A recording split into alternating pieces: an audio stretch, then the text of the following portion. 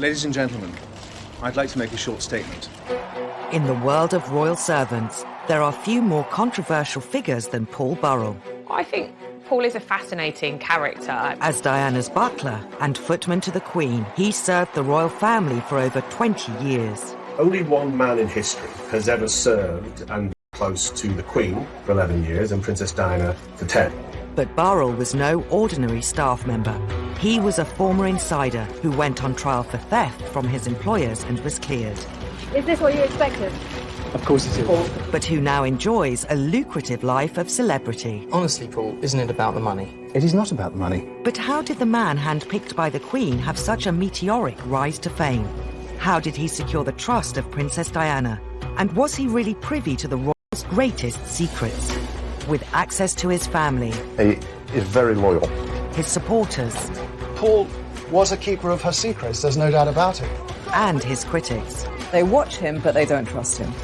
We tell the extraordinary story of Paul Burrell, from servant to celebrity.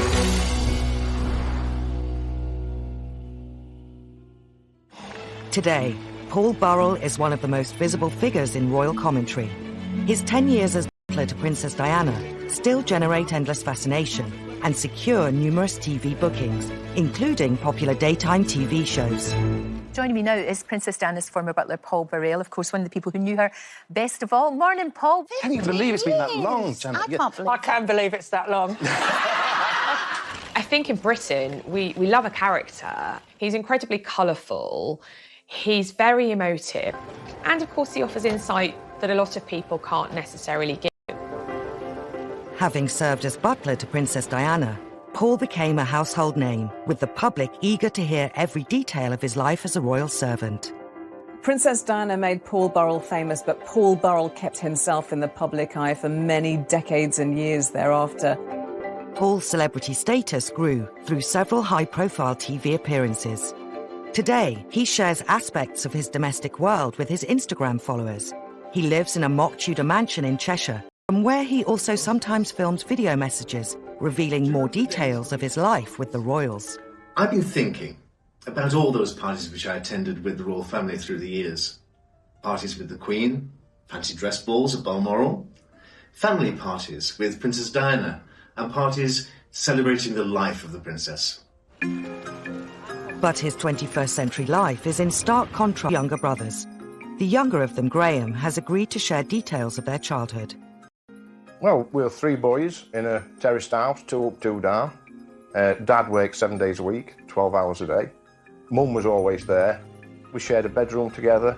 We had bath time together on a Sunday night in Tim Bath. The young Paul found a form of escape from his surroundings in the glamorous world of Hollywood. I remember as a child, there was always a poster up on wall from his film magazine. He'd have a picture of Bette Davis or a picture of Elizabeth Taylor pinned to his bedroom wall as we were children. There was something about Paul that was always being led to a different life. Aged 12, Paul Burrell came face to face with a world entirely unlike his own on a family trip to London. We always went to Paris, and we always went to see Busby's. And on this particular time, we were all holding railings, 3 little boys from Derbyshire. And Paul said to Mum and Dad, one day I'm going to work there. Dad ruffled his hair and said, yeah, of course you are, son. After leaving school at 16, Paul studied for a diploma at Catering College. Upon graduating, he worked briefly in hotels on the south coast until a previous application to the royal household yielded a job offer. In 1976, at just 18, Paul Burrell began work as 14th footman to the Queen. This photo from his Instagram page shows him in Windsor Castle, but much of his time was spent at Buckingham Palace. When Paul actually got the job at Buckingham Palace, it was unreal. We were stood looking at the most famous house in the land. It gave us a doorway into a world that was so far from where we lived. It was a world of fantasy. It was like living a fairy tale in many ways for him. I think he had to pinch himself from time to time. We used to drive down, going to Buckingham Palace, sit in his bedroom window looking down the Mall, and that was so exciting. Within 16 months of starting at the palace, he was promoted to personal footman to the Queen. And she'd apparently said, who is that young man?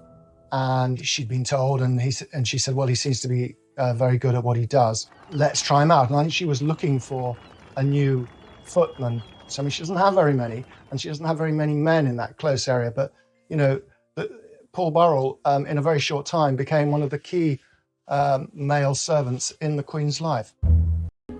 Once promoted, the Queen tested Paul Burrell with a job very close to her heart.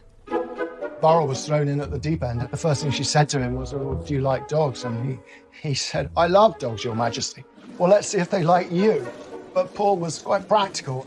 At breakfast that morning, he'd wrapped up because he thought they might come in useful if he had to sort of placate the corgis.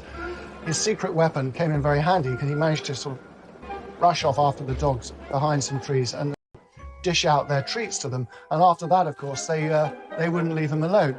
It went until I actually stood in Royal Enclosure at Royal Ascot and seen the carriage drive swoop into Royal Enclosure and saw Paul sat up back at carriage directly behind Queen, that it hit me like a ton of bricks that my brother was so close to Her Majesty. As her personal footman and chief corgi walker, Paul Burrell was one of the Queen's top servants. The images he posts online illustrate the pride he took in his job. But like all staff members, Paul would have been made very aware of his standing. Di Davis, who served the Royals from 1994 to 98 as head of Scotland Yard Royalty Protection Force, remembers well the boundary between the Royals and their staff. I think Her Majesty, she has seen so many servants, police officers, private secretaries come and go. All of us who work with and for the royal family have to remember our place. We're there to support them. We're not there to be their best friends. Whilst Paul may have been kept busy with his duties for the Queen, he still found time to help out the newest addition to the royal family. In 1981, Diana Spencer was living at Buckingham Palace in the months leading up to her wedding to Prince Charles. This other member of staff called Mark Simpson had got close to the princess, and he was taking her Big Macs, and so he pulled Paul Burrell in to be part of this mission. And so they went to a local McDonald's and they brought back Big Macs and fries. And they apparently sat and had it together. And that's Diana. I think she could mix with everybody. But whilst Paul was becoming popular upstairs, it would be downstairs that romance blossomed. Paul met his wife Maria, who was a maid to Prince Philip, while they were making the Queen's bed. He and Maria did break new ground, because normally what happens when below-stairs staff marry was that one of them, at least, has to stop working. Paul happened to mention this to the Queen one day, and the Queen said, well, that can't be right. You and Maria deserve to stay on. Although today Paul is strongly associated with Lady Diana, it was originally his wife Maria who bonded with the princess and secured Paul's future with the newest royal. Sometimes she would pop down to a little tiny mews flat, which is at the back of Buckingham Palace, where all the servants live, and she would, drop in to see Maria as well. So slowly, this sort of relationship was building. So Princess Diana and Maria, so sharing their experiences and bonding over that new life. By the mid-80s, when Diana and Charles needed more staff at Highgrove, their Gloucestershire residence, Diana made an offer to Maria, not Paul. Diana in sort of appealing to Maria to think about the future, and you can't carry on living in this poky little flat. Why don't you come and work for us? And with pressure from Diana and a lot more pressure from Maria about a new life in the countryside, they managed to persuade Paul about the benefits of family life at Highgrove. Although initially reluctant to leave the Queen's service, in 1987 Paul relented to pressure from Diana and his wife by moving to Highgrove to become butler to the Prince and Princess of Wales. And I don't blame him in one sense. They were the future, as it were, or she was the future, and the potential future Queen. Why wouldn't an ambitious servant want to be on the right side, as it were? But as Paul began on the exciting new chapter in his life, words of warning echoed in his ears. Just before he left, he was taken aside by a very senior figure at Buckingham Palace who said to him, Paul, there is something you need to know about the Charles and Diana household. All is not as it seems.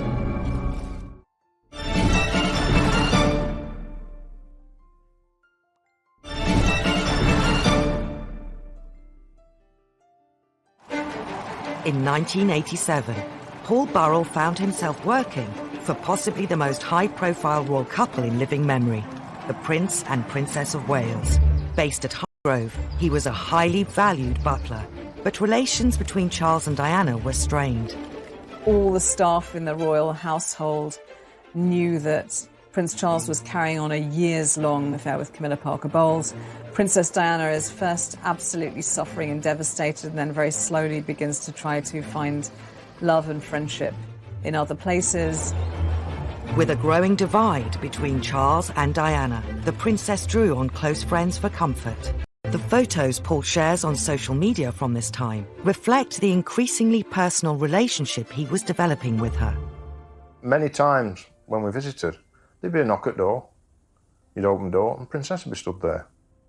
I watched the friendship grow. She was calm around Paul.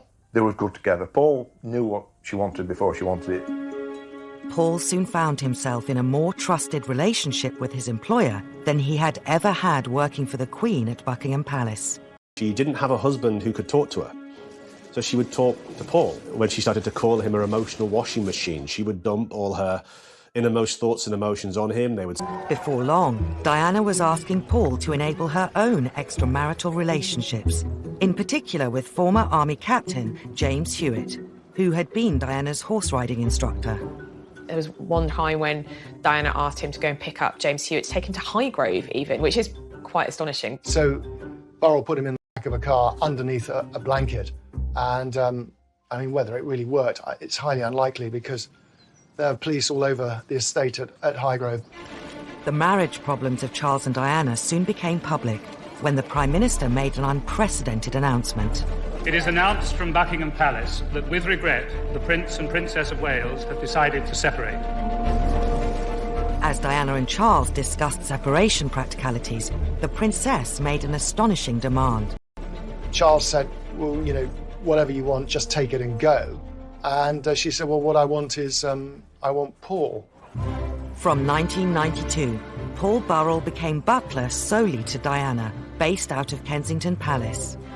It's interesting to speculate on how that felt for Paul Burrell. Did he feel that he was stepping away from the real heart of the royal family, so away from the Queen, away from Prince Charles, away from the blood heirs of the English monarchy? Or did he feel the opposite, that actually Princess Diana was clearly the superstar, obviously far and away much more charismatic and interesting than any of the other royals? Diana ran her household much more informally than any other royal. The normal hierarchy of servants was ignored, and whoever was closest to Diana personally would rise to the top. She was falling out with people, staff were coming and going. The only sort of constant in it all, at least to me on the outside looking in, seemed to be Paul Burrell. Before long, both Diana's private secretary and her other butler, Harold Brown, left her service. Candid photos from Paul's Instagram feed reveal how Diana even started to become a feature of Paul's social life. In 1994, she attended his wife Maria's 40th fancy dress birthday party. But as their lives became ever more entwined, Diana started to rely on Paul more and more. She started leaving notes about her life, her thoughts, asking him for advice on all manner of things. Paul has given the public glimpses of these notes through social media. He was definitely now being pulled into things that a butler wouldn't ordinarily see unless invited. In recent years, Paul has been publicly questioned over whether the relationship with Diana was more like that between friends than employer and employee. The thing was, of course, she shouldn't have let me come that close. Because there's a line. Exactly your terminology. It's interesting that you know the line. Did he allow himself to cross that boundary? Yes, I suspect he probably did. I understand that if he had turned down the sort of extracurricular stuff that he was now doing for her, well, where would that leave him? He worked in Kensington Palace. He saw the revolving door of staff being turfed out who sort of fell out of favour. She needed someone else by her side. She needed someone to look after her and to give her attention, and she approached the world through her feelings. So if she didn't feel loved or cared for in the moment, she would possibly feel very, very insecure and sad. But I just have a little sense that what bonded them was Diana's need to be loved and Paul's need to be loved. In 1996, the Prince and Princess of Wales divorced, meaning Diana was officially no longer a member of the royal family. With Diana now free to use her international profile however she chose, Paul Burrell's role once again stepped up to a new level. On now iconic tours to Angola and Bosnia in aid of landmine charities, Paul travelled with her in a role that transcended his title of butler. He was wearing many hats. He was PR, he was chauffeur, he was private secretary, he was butler, he was everything rolled into one, which I think speaks to how much she relied on him and how much she trusted him. I remember that tour to Angola in particular. You know, we were all there for the famous shot of the princess walking through the minefield, and there's Burrell in a Ralph Lauren shirt, same as the princess, and you're thinking, this guy now really is very important in her life.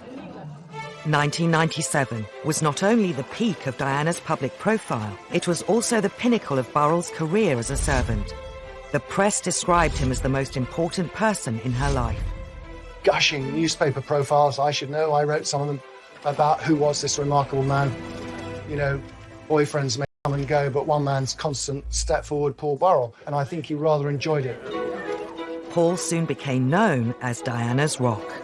I mean, a lot of people have said to me, well, he wasn't the only person she referred to as her rock. There are a number of other people.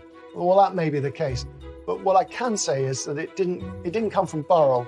I didn't hear it first from Burrell. It probably came from Diana. Paul has subsequently claimed in TV appearances he was not only her rock, but also Diana's best friend. I was her best friend.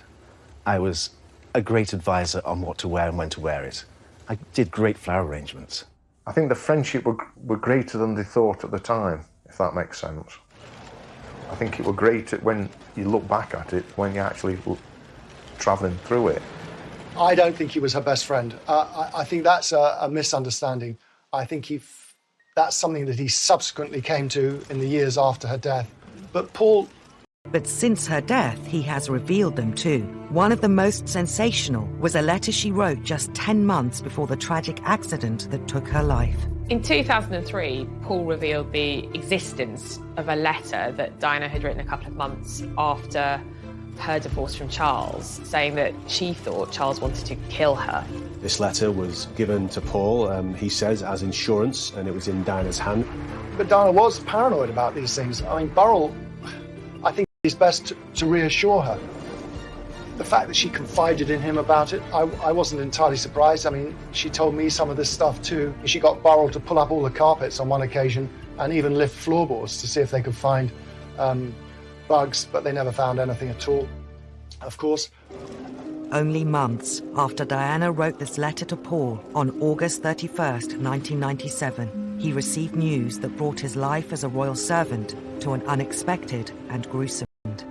I was actually with Paul at Kensington Palace. We was woke in the early hours of the morning with police knocking at the door. I remember seeing policemen in Paul's hallway. Paul on telephone. Comes off telephone, said that the princess had been injured. They were like a rabbit in headlights. Everything, his job, his best friend, everything were in jeopardy. The driver and Dodi Al-Fayed died at once. The security man and Diana initially both survived, though ambulancemen spent 2 hours with her at the scene. They were brought here to the Pitié-Salpêtrière hospital, but such was the gravity of Diana's injuries, they pronounced her dead at 4 a.m. Paris time. Upon hearing of Princess Diana's death in Paris, Paul left to perform one final royal duty. He arrived before Charles or any other royal and began arranging for her to be brought back to Britain. They just wanted to take care of all ends and make sure everything was in order and protect her dignity. After her televised funeral in Westminster Abbey, Paul was one of only 2 non-family members invited to Diana's private burial at the family estate, Althorpe. But perhaps the greatest honour for Paul in the months after Diana's death was his involvement in her memorial fund. He would explain in TV interviews how this was a way of protecting her memory. For me, it's a way of carrying forward what I began 10 years ago, looking after the princess in a private way. I can now look after the princess in a public way. While being employed by the Memorial Fund to arrange charitable work, Paul Burrell appeared at events as Diana's representative. The press got more interested in Paul after Princess's death because he was more... And instead of standing there with a tray serving champagne, someone is standing in front of you with a tray serving you champagne. By the middle of 1998, Paul Burrell had carved out a place for himself in public life as the spokesperson for Princess Diana's work and ideals. But with his public profile rising, what was more important to Princess Diana's former butler?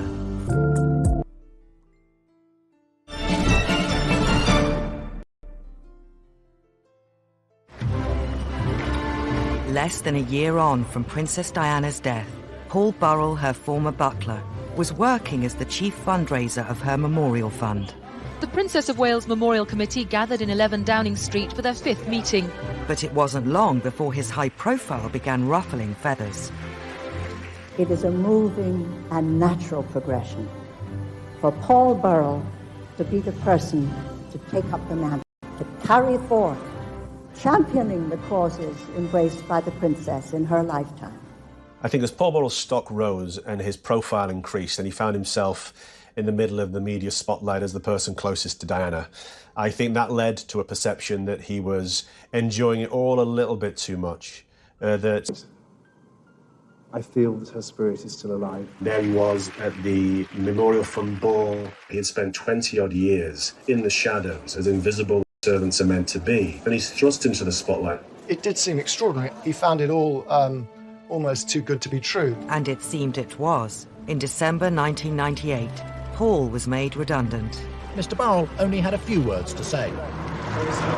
Paul claimed Diana's sister, Lady Sarah McCorkadale, broke the news to him in a London wine bar. To her family, he would always remain a servant, and he was working class. They were aristocracy. And, of course, he was increasingly speaking on her behalf. And I think there was a feeling from her family that that was a bit inappropriate. It's human nature to want to better yourself, and I don't feel that that in itself is something we can criticise him for. But the fact that other people around him were disgruntled by it suggests that there was something else going on.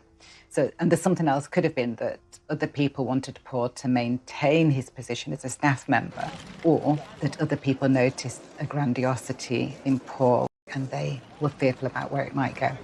I think Paul was devastated.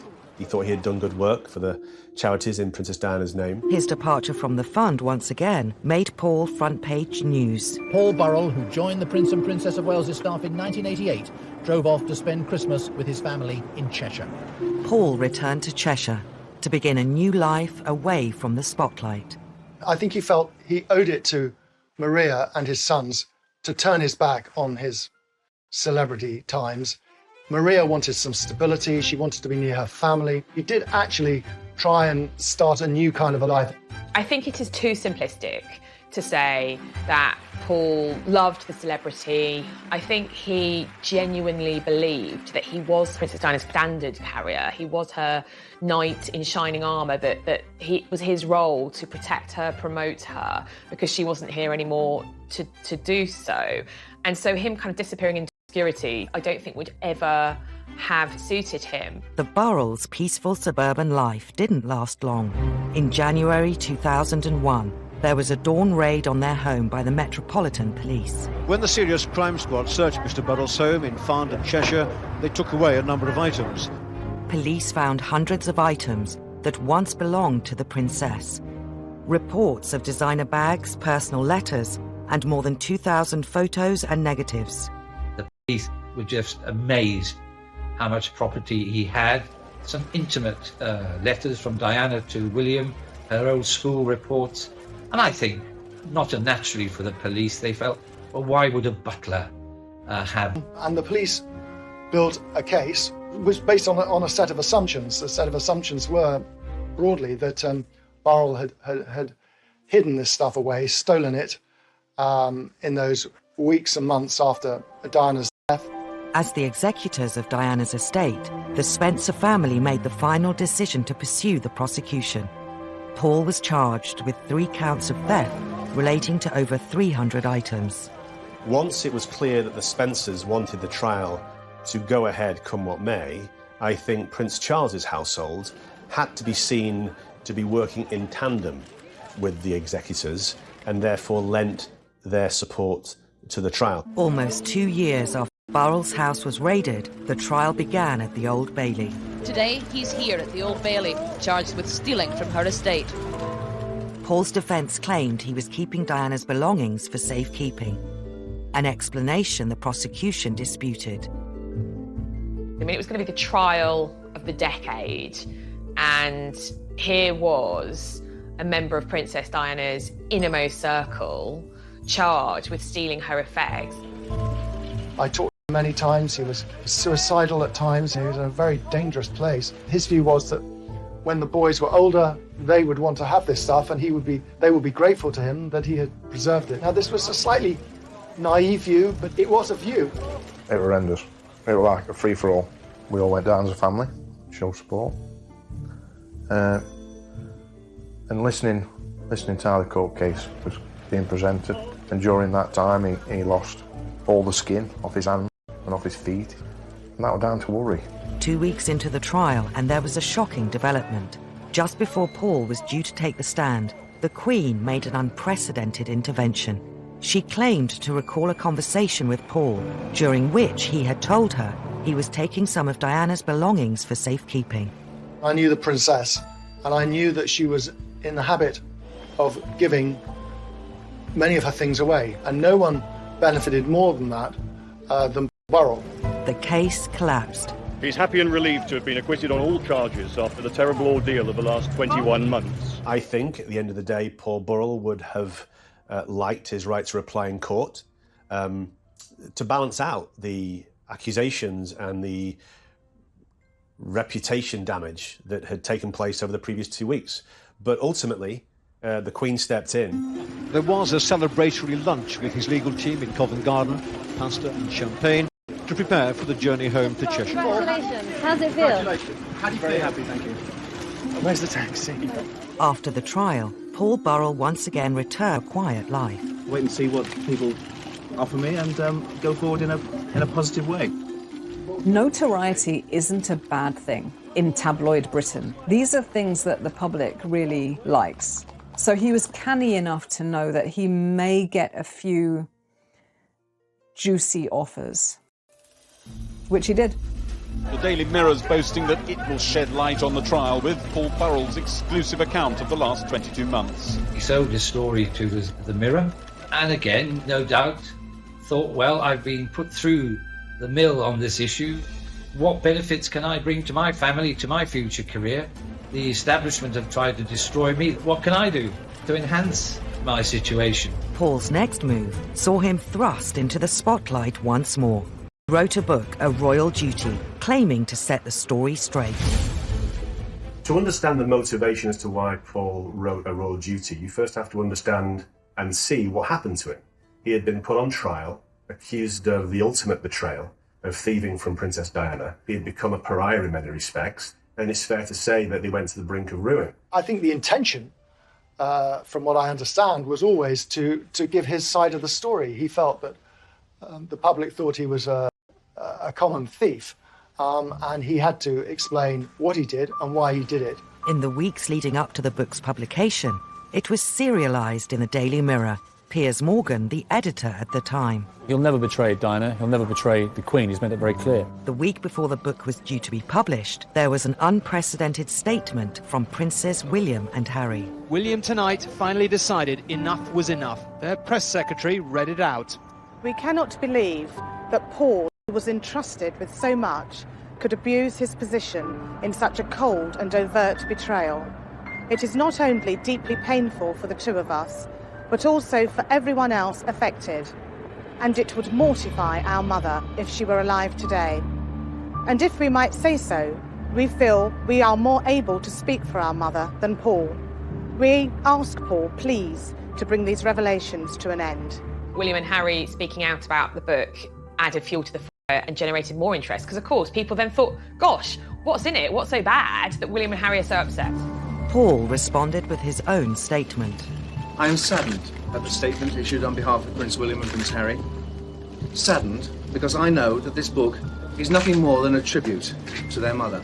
I remember drafting a statement. I remember calling all the producers and news crews to get the 10 o'clock news slot, because we weren't going to allow Buckingham Palace to try to control the narrative that evening by calling the book a cold and overt betrayal.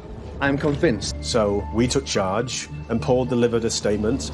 I would also like to point out that following the collapse of my trial at the Old Bailey last year, no one from the royal family contacted me or said sorry for the unnecessary ordeal myself, my wife, and my sons were put through. Embarking on a world tour to promote the book, Paul was soon confronted with accusations of cashing in. I have to stand up for myself and what I think is true, and I've done that, and that's why I've written the book. Honestly, Paul, isn't it about the money? It is not about the money.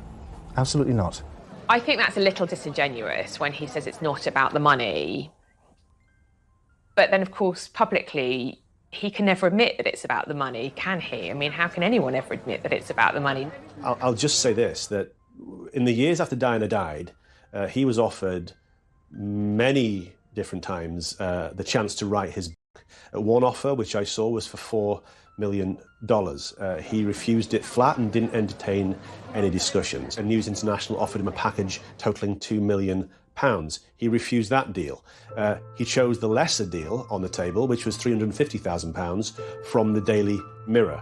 It was about, for Paul, the truth. How could his story be presented as he wanted it to be presented?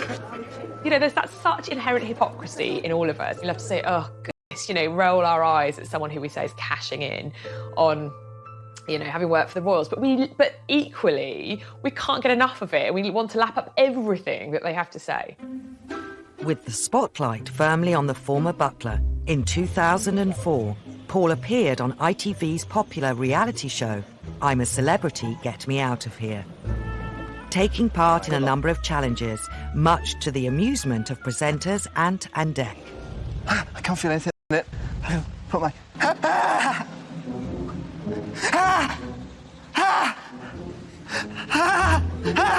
And I watched some of it, and he was very funny. You know, he was screaming and shouting, as people do. Paul finished the show in second place. And I think he was surprised at how well he did. It was a real kind of role reversal. He'd been kind of public enemy #1, and now suddenly he was the nation's sweetheart. With his popularity on the rise, Paul decided to move his family to America, where he accepted offers to endorse a range of products, from teacups to linen.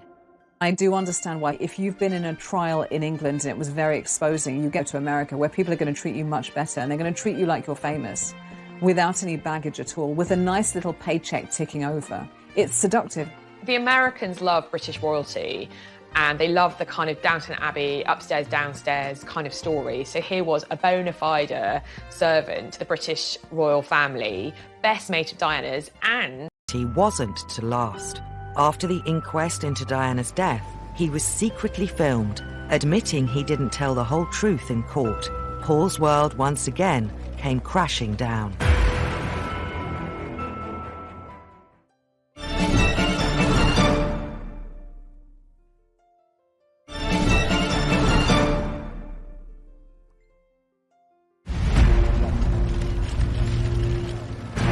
More than 10 years on from Diana's death, and with numerous conspiracy theories into what caused her fatal crash, an inquest finally began.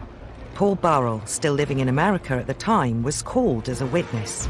All day, Mohammed Al-Fayed sat in court listening as Paul Burrell rejected any suggestion that Diana was about to announce her engagement to his son, Dodi. I find that difficult to believe, he said.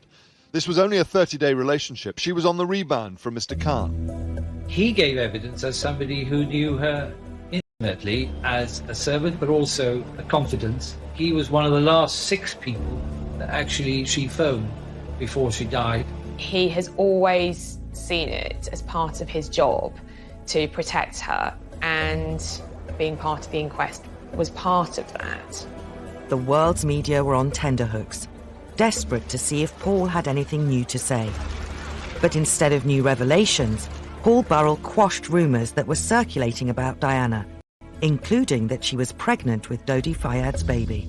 The princess, he said, was on the pill and definitely not pregnant, and he suggested she may have allowed herself to be seen so publicly with Dodi in order to make Mr. Khan jealous.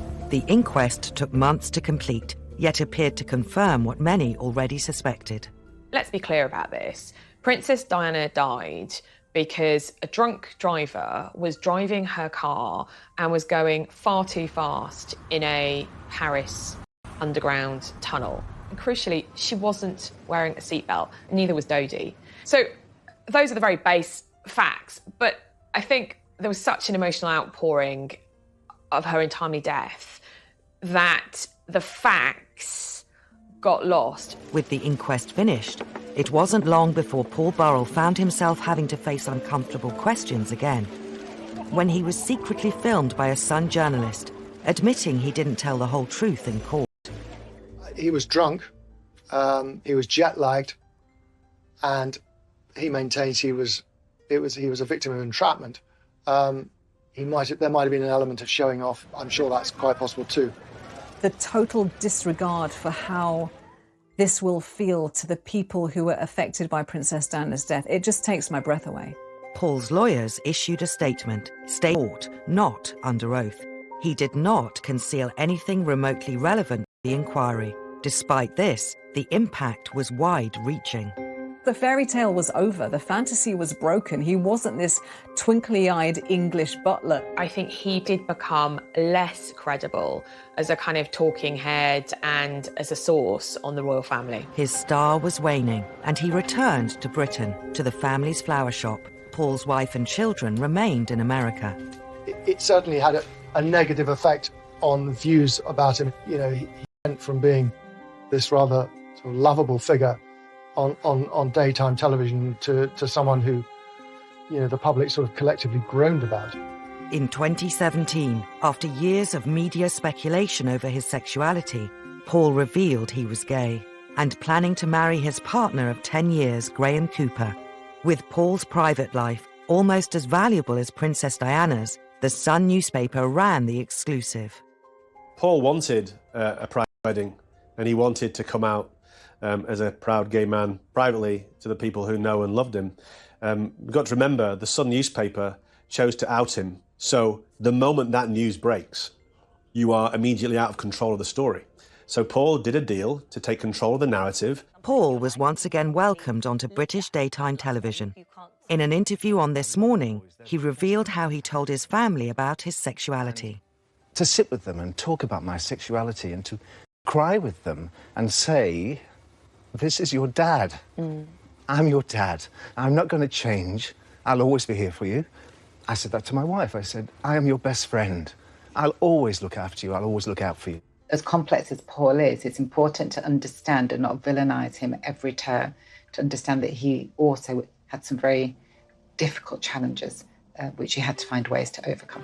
Since his marriage, Paul has sold his flower shop, but still accepts offers to comment on big royal stories, including talking to the Loose Women panel about Harry and Meghan's departure from the UK. They're not the first royals that have decided to leave the country or to have another home in another country. Diana was also deciding to spend some of her time in America. And in fact, the day she died, on her desk were plans of a home in Malibu in California, which she was in the process of purchasing. Undoubtedly, Paul will want to talk about one of the biggest royal stories this summer, the unveiling of a statue of Princess Diana on what would have been her 60th birthday. When it comes to the unveiling of the statue, I think Paul is realistic about his chances of being in attendance, but I'll say this. I do hope that Princes William and Harry recognise the place that Paul Burrell had in their mother's life. Secrets to tell about Princess Diana and indeed the royal family. This has allowed his image to carry on, if you like, and the press and the public to be intrigued by this unique man and his unique relationship with Diana and indeed the royals themselves. He isn't going to deny his background and his past, and when television companies ask him to comment, if he wants to, he'll do it, and he'll continue to do that, and he would consider that no more than a right, really, if you like. Paul Burrell holds a really unique place in public life. He's a public figure who's now a celebrity in his own right, but I think he's slightly mistrusted by the British public, and at the same time, they can't get enough of him.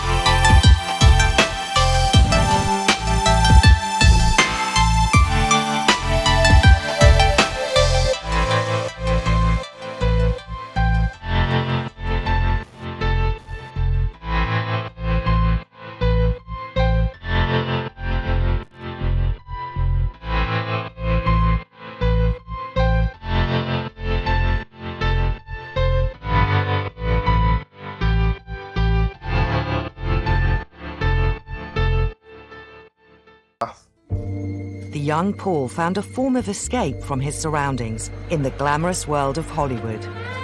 I remember as a child, there were always a poster up on wall from his film magazine. He'd have a picture of Bette Davis or a picture of Elizabeth Taylor pinned to his bedroom wall as we were children. There was something about Paul that was always being led to a different life.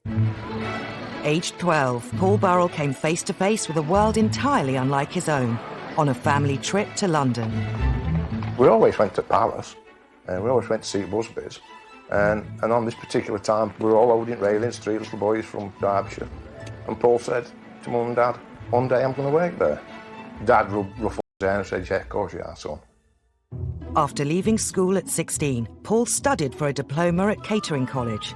Upon graduating, he worked briefly in hotels on the South Coast until a previous application to the royal household yielded a job offer.